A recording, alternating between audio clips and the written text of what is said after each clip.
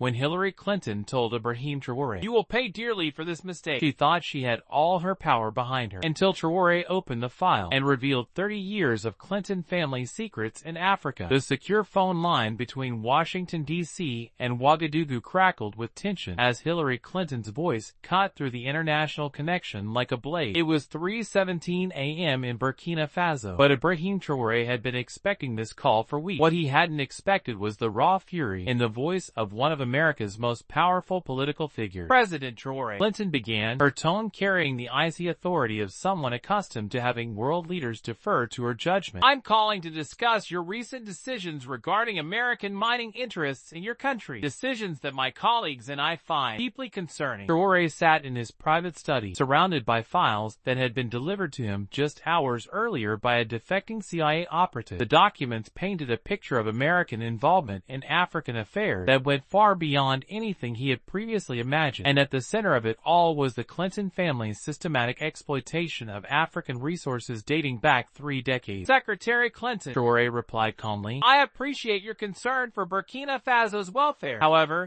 our decisions regarding mineral rights are made in the best interests of our people, not foreign corporations." Clinton's laugh was cold and humorless. "President Traoré, I don't think you fully understand the implications of what you're doing. The investments you're blocking represent billions of dollars in American capital. More importantly, they represent relationships that have been carefully cultivated over many years." What Clinton was referring to was Traoré's recent decision to revoke mining concessions that had been granted to American companies under previous Burkina Faso administrations. His investigation had revealed that these concessions had been secured through a combination of bribes, threats, and manipulation that had cost Burkina Faso hundreds of millions in lost revenue, while enriching a network of American politicians and business leaders. "Secretary Clinton, those relationships were built on corruption and exploitation. We have evidence that American officials, including members of your own family, personally profited from agreements that robbed the Burkina Faso people of their rightful share of mineral wealth." The silence on the line stretched for several seconds before Clinton's voice returned, now carrying an unmistakable edge of menace. "President Traoré, you're making a very serious mistake. You're a young leader of a small country that depends on international goodwill and cooperation. I would hate to see that goodwill evaporate due to rash decisions and unfounded accusations."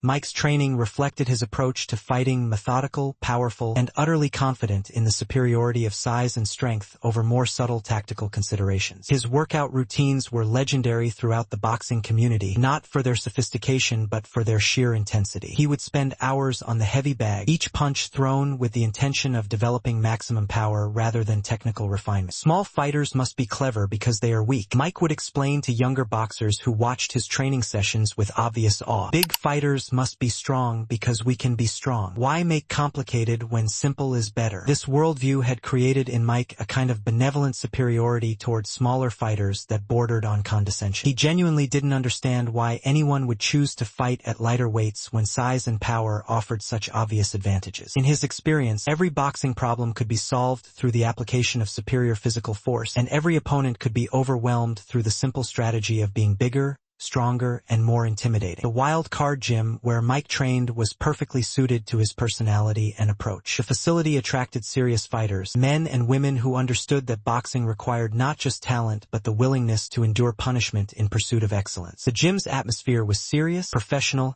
and completely focused on the practical aspects of preparing for combat rather than the entertainment aspects that characterized many modern training facilities. Mickey Sullivan, the gym's owner and head trainer, had worked with champions across multiple weight divisions and understood better than most the relationship between size, power, and boxing success. He appreciated Mike's natural gifts while occasionally trying to interest him in developing more sophisticated technical skills. "Mike, you got all the tools," Mickey would say during training sessions, his Boston accent cutting through the gym's noise. "But boxing's like chess. Sometimes the knight can take the queen if he knows the right moves." Mike's response was always the same polite dismissal. "Mickey, in real fighting, queen always beats knight if queen is bigger. Why make complicated?" That Tuesday afternoon, the gym was hosting an informal gathering of boxing professionals, trainers, former fighters, and industry figures who had come together to discuss the evolution of training methods in modern boxing. The event had drawn participants from throughout the Los Angeles boxing community, all eager to share insights about how the sport had changed and where it might be heading.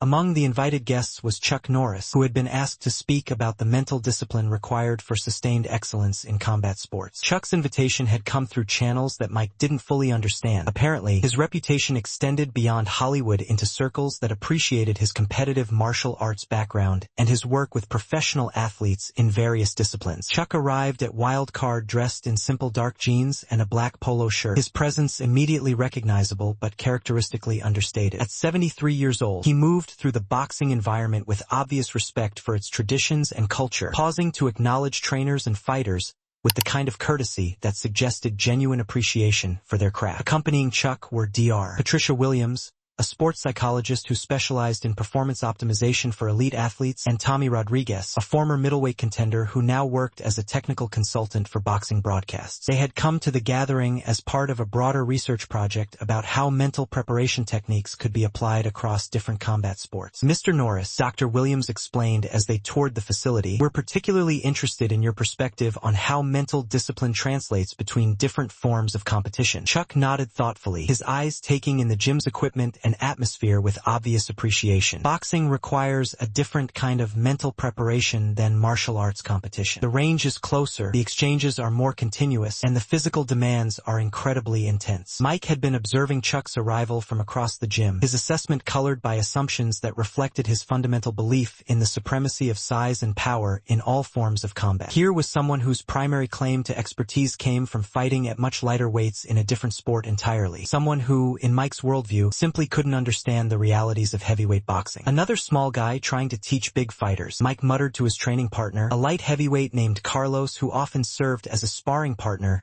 despite the significant size difference. "What can 170-pound man teach 280-pound champion?" Carlos, who had been boxing professionally for over a decade and had fought opponents of various sizes and styles, glanced at Mike with the careful expression of someone who had learned to navigate his training partner's sometimes problematic attitudes. "Mike, that's Chuck Norris. Guy's got serious credentials outside of movies." Mike's response reflected his genuine inability to conceive of smaller fighters having anything valuable to teach larger ones. "Credentials in what? Fighting other small men? I fight real heavyweights." What he knows about real power. As the afternoon's formal presentations began, Mike listened with professional attention to discussions about training methodology, psychological preparation, and the evolution of boxing technique. His own contribution to the group discussion was characteristically direct, emphasizing the importance of physical conditioning and power development over what he viewed as overcomplicatedly technical approaches. Chuck had been observing Mike throughout the afternoon with growing interest in his obvious physical gifts and natural athleticism. The heavyweight's power was undeniable, his conditioning impressive, and his dedication to training evident in every aspect of his preparation. But Chuck also noticed something else, a kind of tactical rigidity that suggested Mike had never been seriously challenged by opponents who couldn't be overwhelmed through pure size and strength. During a break in the formal proceedings, as participants moved around the gym examining equipment and engaging in informal discussions, Mike found himself near Chuck, who was studying the heavy bags with obvious interest in their construction and conditioning. "You box?" Mike asked, his tone carrying the kind of casual superiority that suggested he already knew the answer would be irrelevant to his own experience. Chuck looked up with a slight smile. "Not really. Some martial arts background, but boxing's a different discipline entirely." Mike nodded with the satisfaction of someone whose assumptions had been confirmed. "Yes, very different. Boxing is for real fighters, not for..." He paused, searching for a polite way to express his fundamental belief about size and combat effectiveness. "Not for smaller fighters?" Chuck suggested, apparently untroubled by the implicit comparison. "Exactly," Mike said, warming to his favorite topic. "In boxing, especially heavyweight boxing, size is everything. Small fighters can be technical, can be fast, but when big man hits small man, fight is over. This is reality of combat." Chuck nodded thoughtfully, as if considering this perspective seriously. "That makes sense. Size and power are certainly significant advantages." Mike's confidence in his analysis was reinforced by what he perceived as Chuck's immediate acceptance of heavyweight superiority. "Yes, you understand. This is why heavyweight division is most important in boxing. We are real fighters. Other divisions..." He shrugged dismissively.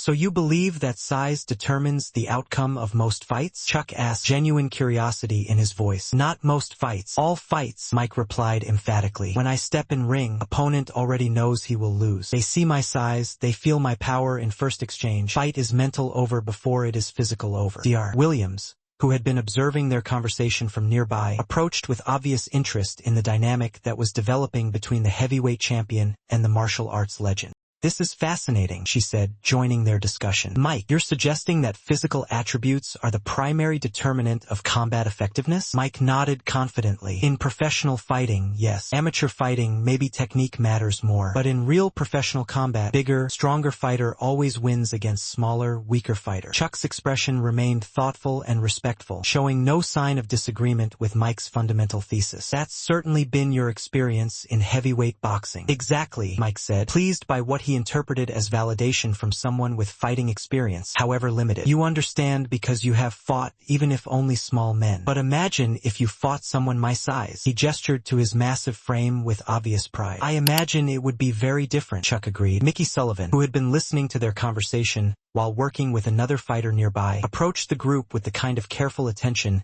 that veteran trainers brought to potentially educational moments. Mike's got natural advantages that most fighters can only dream about, Mickey said diplomatically. Size and power are huge assets in boxing, but they're not the only assets, Dr. Williams observed, her academic interest in performance psychology evident in her careful phrasing. Mike's response was immediate and confident. In heavyweight division, they are only assets that matter. Speed without power is useless. Technique without strength is useless. Size with power. He paused for effect. This wins championships. Chuck listened to this analysis with apparent fascination, asking occasional questions that demonstrated both respect for Mike's achievements and genuine curiosity about his approach to fighting. Have you ever fought anyone who gave you serious problems despite being smaller? Chuck asked. Mike considered the question briefly before shaking his head. No. Some fighters last longer, some fighters move more, but none make me work hard. When I connect clean, fight is over. Size makes this inevitable. What about fighters who use movement and angles to avoid getting hit cleanly? Dr. Williams asked. Running is not fighting, Mike replied dismissively. Real fighting happens when men stand and exchange. When this happens, bigger man always wins. Tommy Rodriguez, who had been quiet during the exchange, stepped forward with the perspective of someone who had actually competed professionally at lower weights. I've seen some smaller fighters handle bigger opponents pretty effectively, he offered carefully. Mike's expression showed polite but firm disagreement. In lower divisions, maybe small size difference doesn't matter so much. But when you talk about real size difference, 50, 60, 80 pounds, physics becomes more important than technique. Chuck nodded as if accepting this reasoning. The weight classes exist for good reasons. Exactly, Mike said, pleased by the apparent agreement. This is why nobody cares about flyweight boxing, but everybody watches heavyweight boxing. We are real fighters. The conversation continued in this vein for several minutes, with Mike elaborating on his philosophy of size-based dominance while Chuck listened with respectful attention and asked thoughtful questions that seemed to validate the heavyweight's fundamental worldview. What Mike didn't recognize was that Chuck's questions were revealing significant gaps in his understanding of how size and power could be neutralized by fighters who understood principles that transcended pure physical advantages. Mike, Chuck said finally, would you be interested in a friendly demonstration? I'm curious about how these principles work in practice. Mike's immediate response was a mixture of amusement and genuine concern. Demonstration? You mean sparring? No, too dangerous. I am too big. You are too small. Someone gets hurt. Nothing intense, Chuck assured him. Just light contact, maybe some grappling. I'm interested in experiencing what it's like to work with someone your size. Mickey Sullivan immediately stepped forward, his trainer's instincts recognizing the potential for problems. I don't think that's a good idea. Size difference is too big. Skill sets are too different. But Mike, whose confidence in his physical dominance had never been seriously tested, found himself intrigued by the opportunity to demonstrate his superiority in a practical setting. If you are sure you want to try, but we go very light. I don't want to hurt movie star. Chuck's slight smile suggested appreciation for Mike's concern. I appreciate that. Very light contact. Within minutes, word had spread through the gym that an impromptu demonstration was being organized between the undefeated heavyweight champion and the legendary martial artist. Fighters, trainers, and staff gathered around the ring, their expressions ranging from curiosity to concern about the obvious physical mismatch. Mike climbed through the ropes with his characteristic confidence, his massive frame making the standard-sized ring seem smaller. He wore his usual training gear, shorts, tank top, and boxing gloves, and moved with the easy assurance of someone who had never experienced serious physical challenge in a combat setting. Chuck's preparation was notably different. He wore simple workout clothes and asked for lighter gloves that would allow more natural hand movement. At 5 feet 10 inches and 170 pounds, the size difference was even more dramatic in the confined space of the boxing ring. Mike outweighed him by 110 pounds and had a significant reach advantage. Remember, very light, Mickey called from outside the ring, his concern obvious despite his professional demeanor. Mike approached the center of the ring with careful control, clearly intent on demonstrating his superiority without causing injury. He threw a gentle jab designed to show the difference in power and reach rather than to cause damage. What happened next defied every assumption Mike had developed about the relationship between size, power, and combat effectiveness. Chuck didn't attempt to match Mike's power or compete with his reach. Instead, he demonstrated something that heavyweight boxing had never taught Mike to expect: the ability to neutralize size advantages through positioning, timing, and an understanding of leverage that transcended pure physical strength. Mike's jab, thrown with careful control but representing his natural advantages, found only empty space. Chuck's movement wasn't dramatic or athletic, but it was precisely timed and positioned to make Mike's reach advantage irrelevant. "Interesting," Mike said, resetting for another careful exchange. "You move well for older man." Mike tried again, this time with a simple combination designed to demonstrate how size and power could control distance and tempo. But again, Chuck seemed to anticipate his intentions, responding with subtle movements that negated Mike's physical advantages without requiring dramatic athleticism or superior conditioning. After several minutes of this increasingly puzzling interaction, Mike stopped, his breathing slightly elevated despite the light nature of their exchange. "I don't understand," he said, his voice carrying genuine confusion rather than defensiveness. "You are not stronger, not faster, not bigger. But somehow," Chuck's expression showed only respectful attention, no trace of triumph or condescension. "Your boxing is genuinely excellent, Mike. Your power and conditioning are obvious, and your natural advantages are impressive." "Then how?" "You're applying your size and power exactly as boxing taught you," Chuck explained patiently. "But you're applying them against an opponent you expected to encounter, someone who would try to match your strengths rather than working around them." Mike looked confused, so Chuck continued, "Boxing teaches perfect technique for competing against other boxers. But when you encounter someone who moves according to different principles, those specific applications become less effective." The insight hit Mike like a revelation. For all his physical dominance, for all his success in professional boxing, he had been fighting according to predetermined patterns rather than adapting to the actual tactical situation that confronted him. "But my size, my power," Mike began. "Your size and power are genuine advantages," Chuck agreed. "But advantages only work when you can apply them effectively. If someone can neutralize your ability to apply those advantages."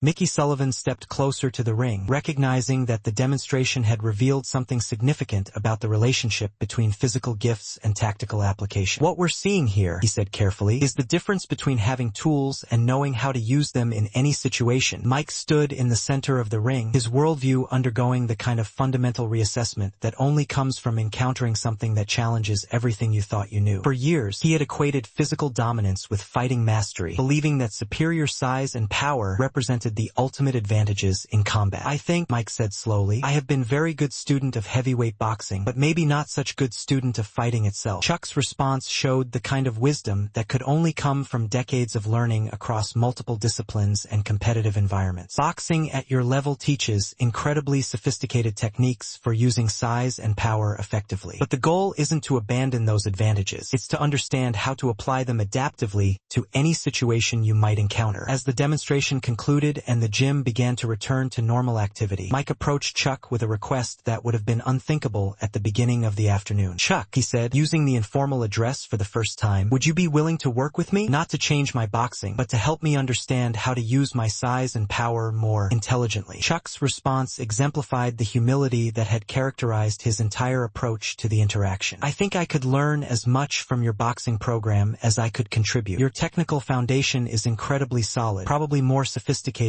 than anything I learned in martial arts. But maybe together we can explore how physical advantages and tactical adaptability can strengthen each other." In the months that followed, Mike's boxing underwent a quiet revolution. He maintained all the physical dominance and power that had made him a champion, but he began approaching his size and strength as tools to be applied intelligently rather than simply as overwhelming force to be unleashed against smaller opponents. His next several fights showcased this evolution dramatically. Opponents who tried to move and avoid his power found that he could now cut off angles more effectively. Fighters who attempted to box him discovered that his improved understanding of distance and timing made his natural advantages even more dangerous. More importantly, Mike's understanding of combat evolved to include not just physical superiority but tactical intelligence. He began studying opponents more carefully, adapting his approach to their specific strengths and weaknesses rather than simply overwhelming them through size and power.